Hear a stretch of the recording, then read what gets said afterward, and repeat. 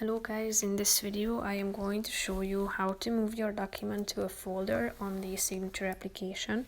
But first I just want to mention, don't forget to subscribe to my channel because at 10,000 subscribers I am going to show you my whole YouTube revenue statistics and growth strategy, how to make money online. So let's jump into it.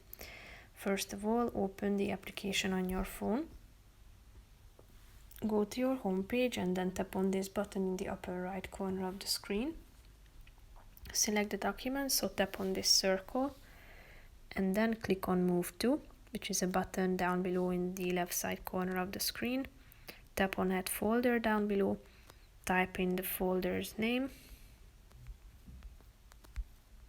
After that, click on Create and your file will be added to this document. So that's pretty much it for this video, guys. See you in the next one. Bye bye.